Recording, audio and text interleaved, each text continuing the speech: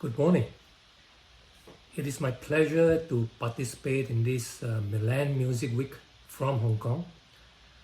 I've been asked this morning to share with you some thoughts about the evolution of the Asian music industry in recent years in this focus on Asia segment of your program.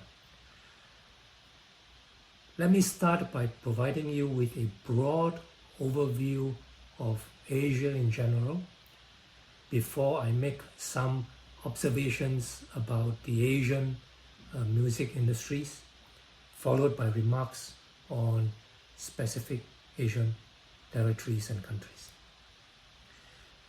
Now, the first point that one can make about Asia is that it is huge. Asia is huge geographically. It occupies about 45 million square kilometers, which is 30% of our planet's landmass, compared to 10 million square kilometers for Europe, which is just about 6.8%. Asia is also huge demographically. Although we have roughly the same number of countries and territories, there are about 51 in Asia versus 48 in Europe, the total population numbers are vastly different. There are 4.5 billion people in Asia versus 750 million people in Europe. There are two Asian countries, China and India, with populations of over 1 billion people, and another 5 other countries with populations of over 100 million. Indonesia, Pakistan, Bangladesh, Japan, and the Philippines. And Vietnam is not far behind with about 98 million people. Now, if you compare this with Europe, I believe there is only one country in Europe that has over 100 million people, and that is Russia. Besides being huge, or perhaps because it is huge, Asia is also disparate. If we look at the per capita GDP as an indicator, we have extremely low per capita GDP of 500 US dollars in Nepal to 60,000 US dollars for Singapore. And then we have China at about 10,000 US dollars and Japan at about 40,000 US dollars. So from the economic standpoint, you can see that there is this great disparity, and this naturally affects the growth and development of the music markets in the region. Now, with a broad overview as a background, let us now look specifically at the Asian music industry. According to the IFPI Global Music Report, in 2020, Asia accounted for nearly 24% of the global market share, as compared to 30% contributed by Europe. Now, if you look at these two figures, it doesn't seem too bad. There is just a 6% differential between the two regions. However, if you inject one of the points that I've just shared with you earlier, the differences in population sizes, 4.5 billion in Asia versus 700 million in Europe, the difference in per capita music revenue becomes striking. We are talking about roughly $1 US per capita in Asia as compared to nearly $9 per capita in Europe. But this is not the end of the story. Let us delve deeper into this 24% market share figure. If we remove Japan from the equation, all of the rest of Asia, that is China, India, South Korea, Thailand, Vietnam, all included, all these countries and territories would account for only about 10% of global recorded music revenues. And that is less than half. So there is this outsized impact of Japan when we look at Asia as a region. Let us go a little bit further. If we now remove Japan and Korea from the equation, then 75% of Asian revenues disappear. If we add a third country, China, let me put it the other way. If we also remove China from the equation, then over 90% of Asian music revenues disappear. In other words, the remaining 48 countries or territories in Asia contributed a mere 2.3% to the global revenue figure, or just about $500 million US dollars out of the 5.1 billion US dollars that is attributed to the Asian region. To me, that's a very sobering statistic.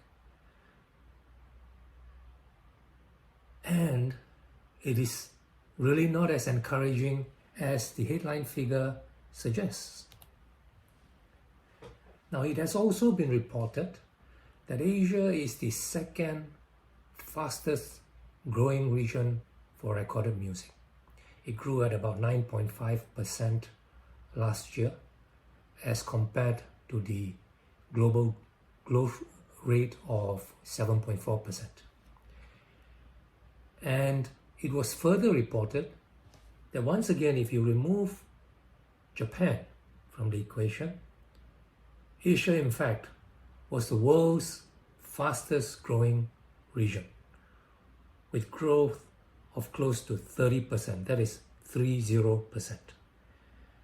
That is nearly 9 times the growth in Europe, which was recorded at 3.5%. This impressive number is really driven by 2 countries, South Korea with growth of 45% and China with growth of 34%.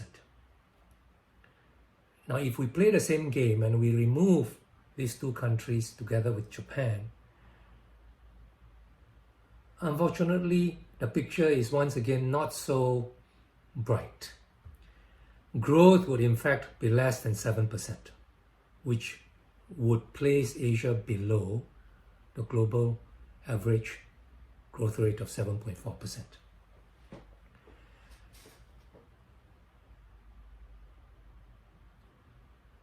I hope that with those observations, I have now provided you with a deeper and more nuanced perspective of the Asian region as a market. It is imperative for us, therefore, to in fact delve into individual Asian countries rather than continue to look at Asia as a group for the disparities and the diversities which I have just highlighted to you. So let us start with the largest market in the region, Japan. As we all know, Japan is the second largest recorded music market globally. This is on the back of a very long history of copyright protection. Japan was the first Asian country to accede to the Berne Convention way back in 1899. Now, while Japan has maintained its global ranking as the second largest music market in the world for the past decade, its absolute revenue figures have actually shrunk quite dramatically. In fact, it shrank by some 1.5 billion US dollars as compared to its reported revenues back in 2005, when it was worth over 4.5 billion US dollars. This shrinkage is not to be sniffed at. It is larger than the entire revenues generated in the world's third largest music marketplace, which is the United Kingdom. Indeed, the Japanese recorded music market have fallen very sharply from the 4.5 billion US dollars, as I mentioned in 2005, down to only 2.5 billion US dollars as recent as 5 years ago in 2015, before it gradually recovered to 2.9 billion as reported in 2020. Despite this recovery, the Japanese industry is still operating at about 65% of its previous high, recorded 15 years ago. Now, there are a few interesting statistics about the Japanese music market. The first is that it is the only market where physical sales is still the main contributor to gross revenues at 62%. Now, obviously, the Japanese market is transitioning from physical to digital formats, but it's happening far slower than what's happening globally. Nonetheless, the change is gathering pace. Physical contributions have fallen from 75% just 5 years ago to 62% last year. Now, physical aside, the next highest revenue stream in Japan was from paid streaming, and then followed by downloads. Furthermore, as some of you may be aware, the performance royalties contributions in Japan was just 4.9% in 2020. This is unlike in Europe, where revenue contributions by performance royalties averages 20-25%, and in fact oftentimes the contributions are far higher. This is because in Europe there is a far more developed system of collecting societies whose contributions have been very significant. Now, the main reason, however, in Japan as to why performance royalties are making such a small contribution is that producers only have broadcast rights. Sound recordings do not get any public performance rights, and this is something which the recorded industry as a whole have been lobbying for many years with the Japanese government and continues to do so. Now, so much for Japan. Let us now move and take a look at China, a country which I'm sure many of you are interested to learn more about. Now, unlike Japan, the history of copyright protection in China is in fact extremely short. China's copyright law was enacted only in 1991 as part of its obligations to join WTO. Therefore, Chinese copyright law is essentially only about 30 years old. As we all know, the Chinese music market was plagued by rampant piracy in all of its early history. Despite this, the Chinese market was still worth nearly 400 million US dollars back in 1992. Unfortunately, digital piracy entered the market, and this nearly decimated the entire industry. Now, the use of the word decimation is not used lightly. By 2010, the value of the Chinese market has fallen from nearly 400 million US dollars to a mere 82 million US dollars. Now, obviously, the music industry fought hard in China, and following a series of legal actions, the industry was able to slightly more than double its revenues to about 170 million by 2015.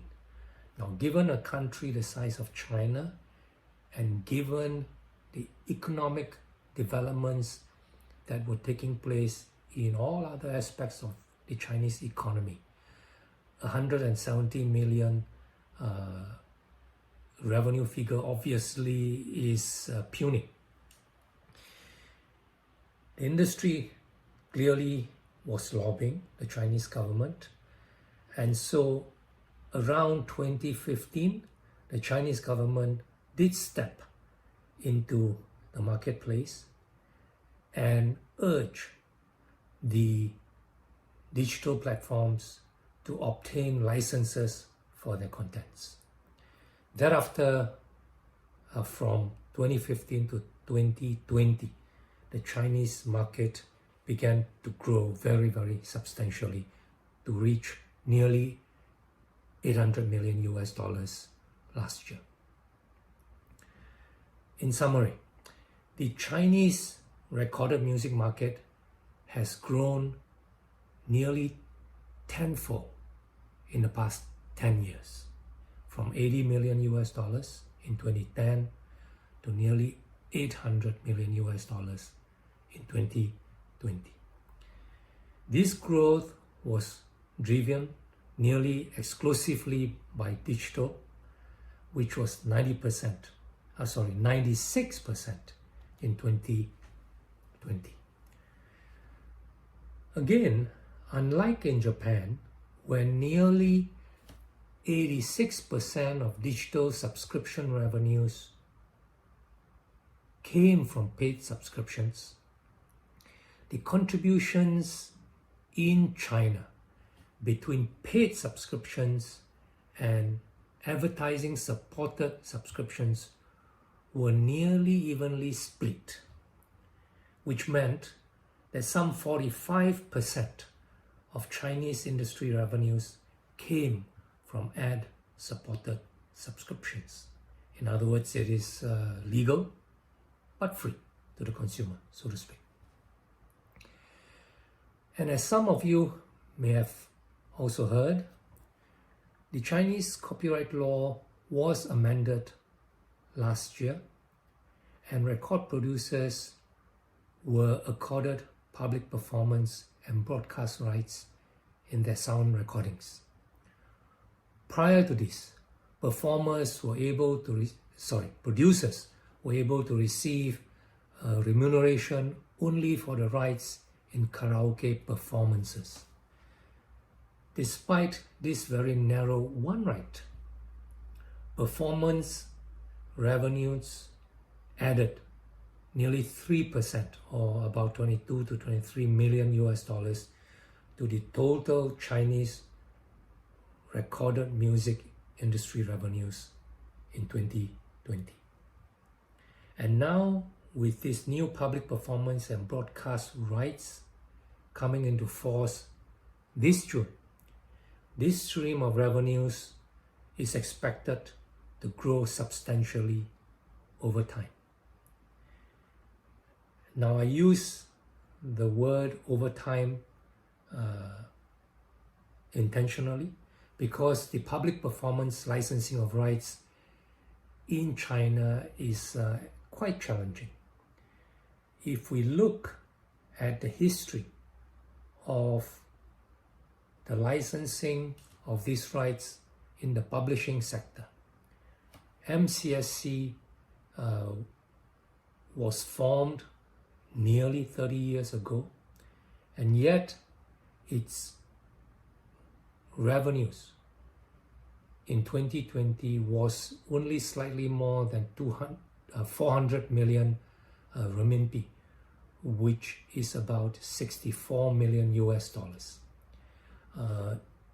That is an indicator of the challenges that it had faced in the past 30 years in trying to collect public performance and broadcast royalties. Let us now jump from the world's most populous country to the world's second most populous country, India. Unlike China, and more like in Japan, copyright law has existed in India for over a century. Its current copyright law was enacted in 1957, but prior to that, copyright law did exist and apply in India. The UK 1911 Imperial Copyright Act applied, and it was then adopted as part of Indian law subsequently. In 2010, the Indian recorded music market was worth slightly more than 130 million US dollars. Compare this against the 80 million US dollars which was recorded in that same year in China. The Chinese market then grew to 170 million in 2015, while in India, revenues actually fell from 130 million to 93 million that same year. In 2020, India recorded growth of about 5%, which brought its revenues to about 180 million US dollars. Now, if you compare this figure against the nearly 800 million US dollars recorded in China, India seems to have performed rather poorly. This is despite its far longer history of copyright law and its very vibrant film industry, which many of us would know, would incorporate music in nearly every movie production. Yet we didn't experience or record that tenfold increase in revenue which we have seen in China. So the critical question is, why is there this difference in development between these two countries? To me, one of the key contributory factors to the differences is due to the way the respective governments have intervened in the marketplace. The Chinese market recovered rapidly once piracy was brought under control, especially after 2015, where, as I've mentioned, the Chinese government stepped in and more or less compelled the GSPs to obtain licenses for the use of works on their platforms. On the other hand, there were also numerous interventions in the marketplace in India by the government, but unfortunately this led to adverse consequences. Let me share two examples with you. The first is the introduction of compulsory licensing for the broadcast sector. Now in 2010, nearly 9% of recorded music industry revenues were derived from public performance and broadcast licensing. In 2012, the Indian government changed its copyright law and introduced in Section 31D compulsory licensing for broadcasters in place of what was up to then freely negotiated rates. New rates were decided by the Copyright Tribunal. As a consequence, by 2020, the public performance and broadcast revenue contributions in India have fallen from the 9%, which I have mentioned earlier, to just shy of 3% of market value. And partly because of this, the recorded music industry also fragmented in that some of the big Indian labels withdrew their public performance and broadcast rights from being licensed by the collecting societies. Now let me share with you a second example of Indian intervention which can have extremely devastating consequences. In 2016, the Indian government issued a so-called written memorandum that basically attempted to extend the compulsory licensing provisions which I've just mentioned for the broadcast sector to include digital usages, including streaming. That obviously alarmed the industry. One of the cases then proceeded to court, and in 2019, a Mumbai High Court held that the written memo has no legal effect. Unfortunately, just this past August, an Indian Parliamentary Select Committee has once again revived this issue and expressly recommended that India's copyright law should be amended to extend Section 31D to cover digital usages. Now, I do believe that the adverse outcomes from the interventions into the marketplace by the Indian government speak for themselves versus, I think, the more positive outcome that we have seen in China. Now let me make a couple of final observations regarding the Indian market. While we see more or less evenly balanced contributions from both paid subscriptions and ad-supported ones in China, you will see that in India, the ad-supported subscription revenues is in fact the largest revenue contributor at 38% of the total industry revenues. In India, this is followed by more or less equal revenue contributions from paid subscriptions and video streaming. And this is a testimony to the more widespread use of video streaming in India.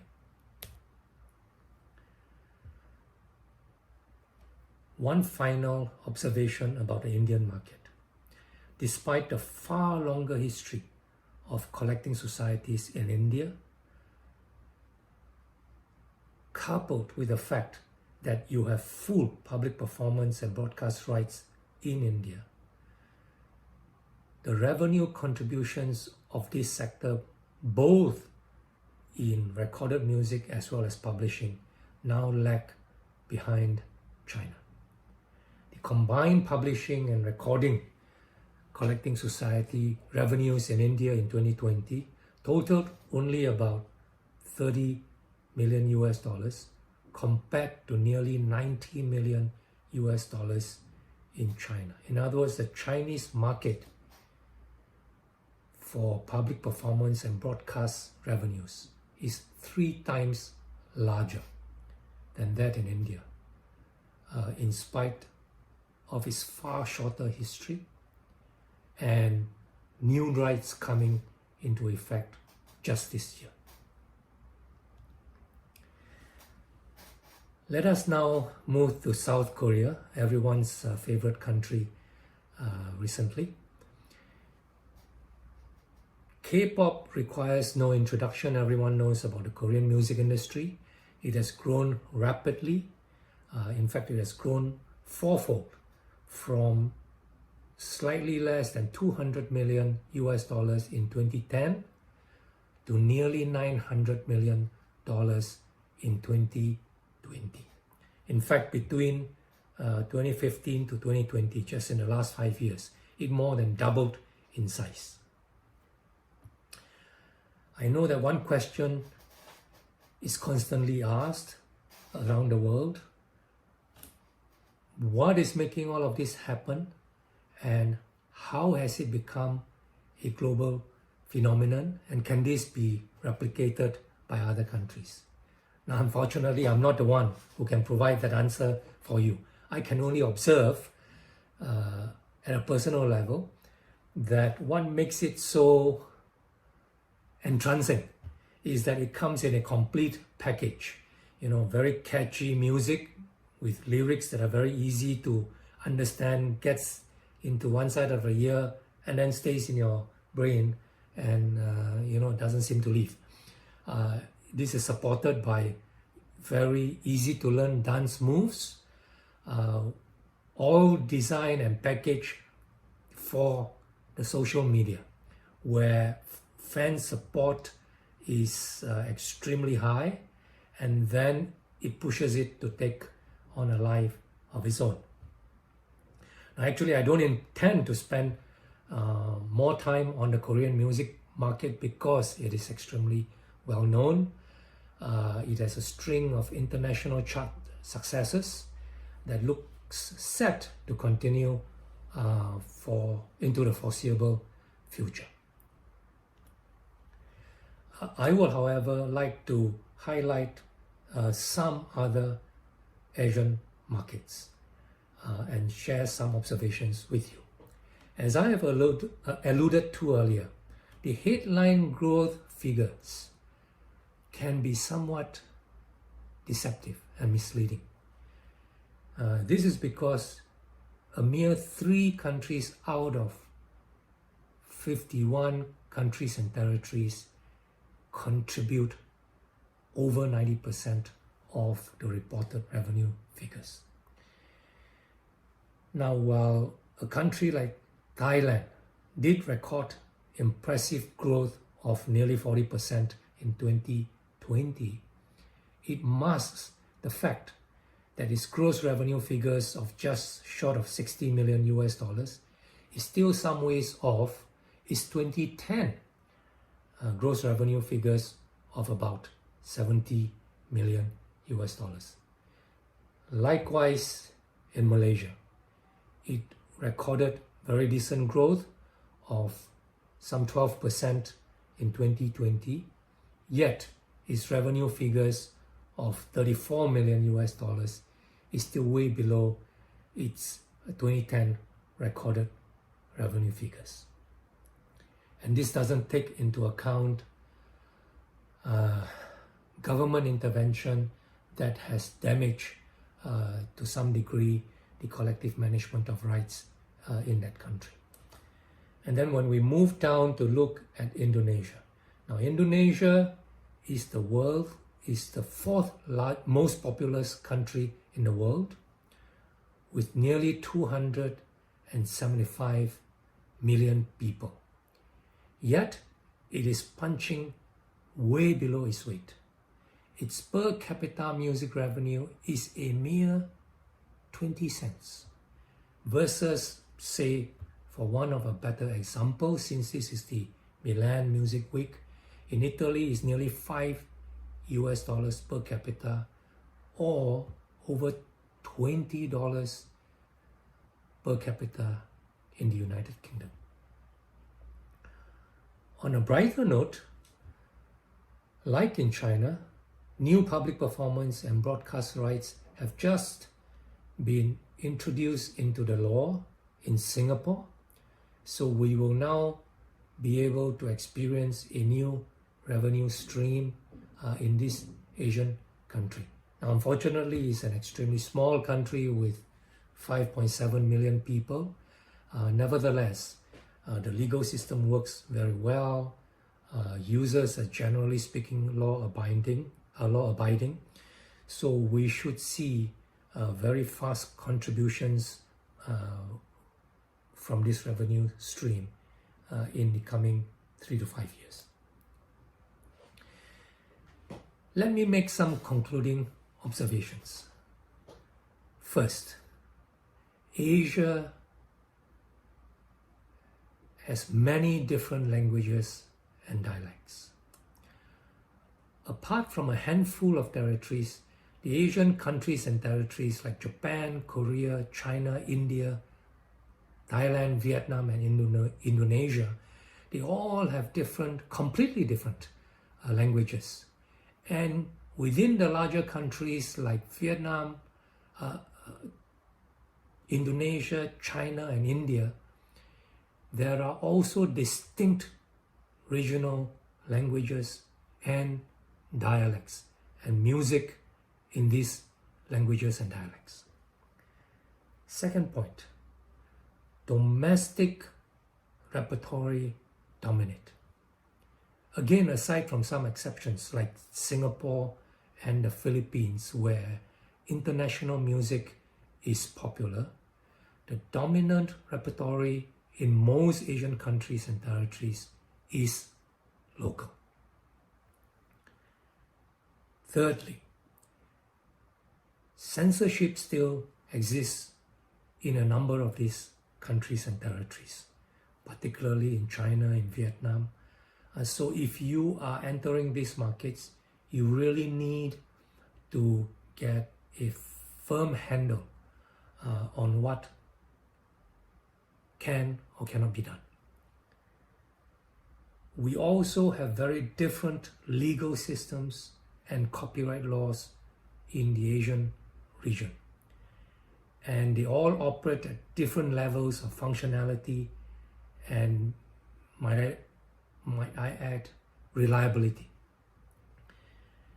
There are also very disparate levels in the collective management of rights. Now, as I have mentioned earlier, in Europe, this is a very important sector.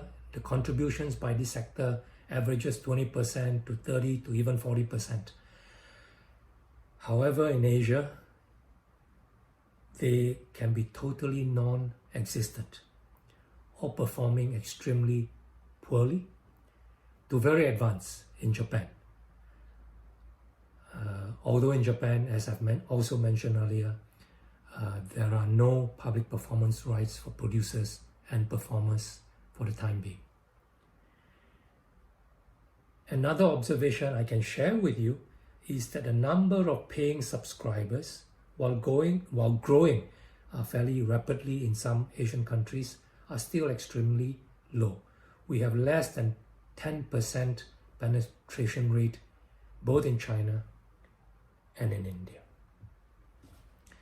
What all of those concluding observations mean is as follows. There is a vast amount of untapped, unrealized market potential in Asia.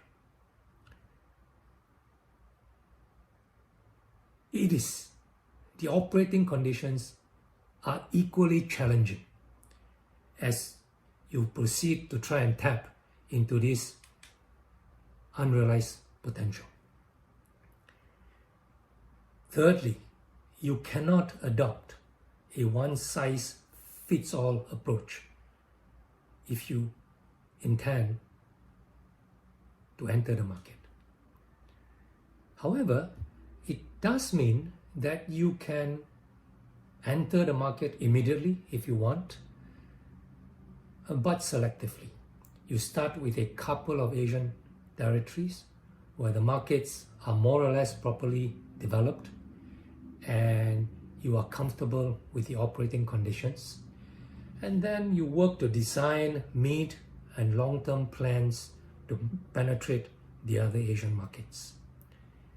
This simply means you need to commit for a far longer haul in Asia than you would in some other regions.